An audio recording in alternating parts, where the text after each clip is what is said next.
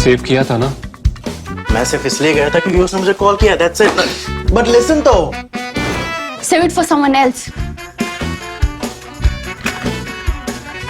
जिंदगी में सेव करना जरूरी है, मगर जब बात पैसों की हो, सिर्फ सेविंग से काम नहीं चलेगा। इक्विटी म्यूचुअल फंड्स में इन्वेस्ट कीजिए और अपने सेविंग्स को आगे बढ़ने का मौका दीजिए। Mutual fund investments are subject to market risks. Read all scheme-related documents carefully. Hi and welcome to this edition of the Print Security Code.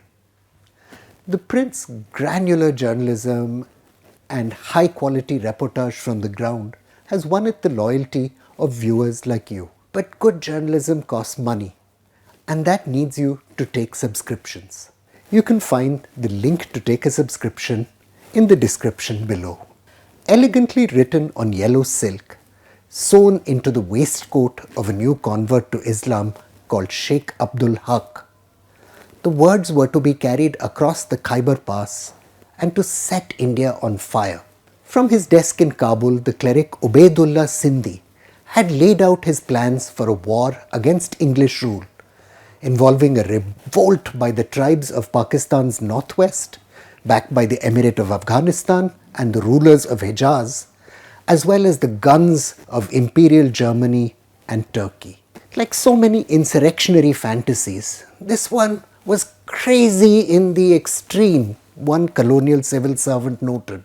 For reasons that have never become entirely clear, Haq handed the silk letter over to Khan Bahadur Rab Nawaz Khan, a one-time major in the British Army whose sons had left their studies to join the would-be insurrectionaries in Afghanistan. Khan's third son was a police officer though, and the family remained loyal to the British Empire. The district commissioner in Multan, to whom Khan handed over the letters, deemed them childish rot. The Lieutenant Governor of Punjab, Michael O'Dwyer, was less sure about that and gave the documents to the Punjab Police's Criminal Investigation Department. The translators opened the door to one of the most incredible stories of our freedom movement. For Indian security services examining the fallout from the murderous Israel-Hamas war, the story of the so-called Silk Letter movement should be a cautionary tale. The Islamic State and its Tehreek-e-Taliban allies are resurgent across Pakistan's northwest. Local communal hatreds of the kinds that drew some Indians into the Islamic State or al-Qaeda have often been kindled by wider geopolitical events. The triumph of the Taliban gave birth to jihadist movements like the Students' Islamic Movement of India, and 9/11 fired the minds of a new generation of jihadists. 100 years ago, imperial intelligence services worked adroitly with stations in the Hijaz, Kabul and Istanbul to extinguish the threat. Indian intelligence services have to show they have the skill and sophistication that's needed to address the challenge today. Like so many stories about complex struggles, the Silk Letter movement doesn't have a neat beginning. Every story has to have some beginning though. And this one could start with the teenage Bhuta Singh Uppal, who converted to Islam in his teens. Later, as he studied at the Darul Uloom Seminary in Uttar Pradesh's Deoband, Ubaidullah attached himself to Mahmud Hassan, the institution's first student and mentor to generations of anti-colonial clerics. Historian Shehroz Ahmed Sheikh has noted in an unpublished thesis that from at least 1912, the iconography of Turkish power being martyred at the hands of predatory European powers had embedded itself in religious processions across India. The globalized Muslim identity, which emerged as a consequence of imperialism, was considered a potent threat. Like his ideological predecessor, Syed Ahmed, Ubaidullah turned to the Afghanistan-Pakistan borderlands as a base for revolution. The insurrection against Sikh power led by Syed Ahmed had been crushed in 1842, historian Aisha Jalal has recorded. Learning from that bitter defeat, Ubaidullah sought to create a disciplined army with the support of Afghanistan's Amir Habibullah Khan. From Peshawar, Chief Commissioner George Roos Keppel informed his government that some 15 students, most from the prestigious government college in Lahore, had joined Ubaidullah in Kabul. The group was also joined by Mahendra Pratap, third son of the ruling family of Hathras in Uttar Pradesh, a graduate of the Aligarh Muslim University and self-appointed revolutionary envoy to the Emperor Kaiser Wilhelm II of Germany and Sultan Mehmed Rishad of Turkey. Muhammad Barkatullah Bhopali, after whom the Barkatullah University in Bhopal is named, was appointed Prime Minister of this Indian state in exile, while Pratap was President and Ubaidullah Home Minister. Through Sub-Inspector Muhammad Sheikh of the Mumbai CID, colonial authorities succeeded in mounting undercover surveillance of the operations of the cell in the Hijaz by 1916. The sub-inspector searched the baggage of the cleric Mahmud Hassan as he carried Ubaidullah's message to the Hijaz. The sub-inspector found nothing, and the cleric made no anti-British speeches. But as per historian Saul Kelly, the British deported them from the Suez to Malta, where they were held until after the end of the war in 1919. King Hussein bin Ali, the notionally independent ruler of the Hijaz, stonewalled efforts by the British to crush the anti-India movement, rejecting a proposal to allow Mumbai Police Inspector Hamid Saeed to stay in Mecca and surveil pilgrims, traders, visitors and political emissaries. Together with his colonial superiors, Kelly has written, Hassan continued to regularly intercept silk letter missives though.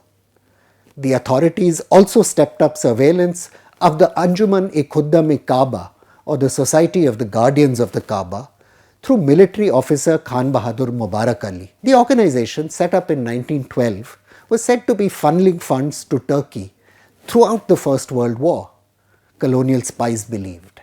Eventually, the course of the First World War shattered the silk letter revolutionaries' hopes. The Hijaz rulers decided to sit out the conflict.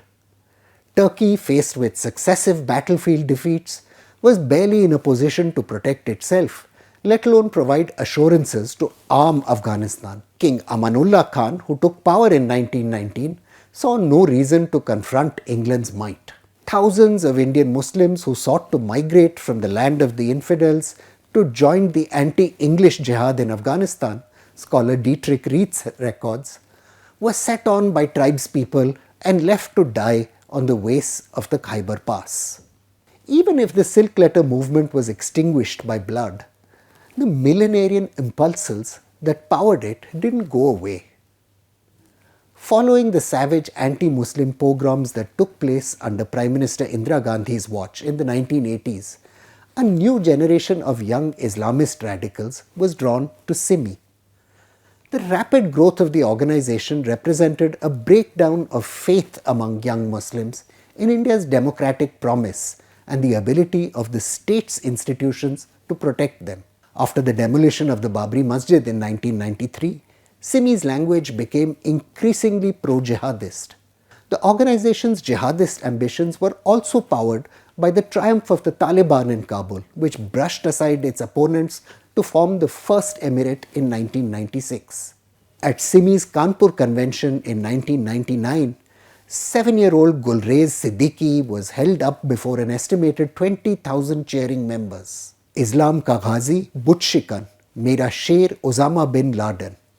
Warrior of Islam, destroyer of idols, my lion Osama bin Laden, the child intoned.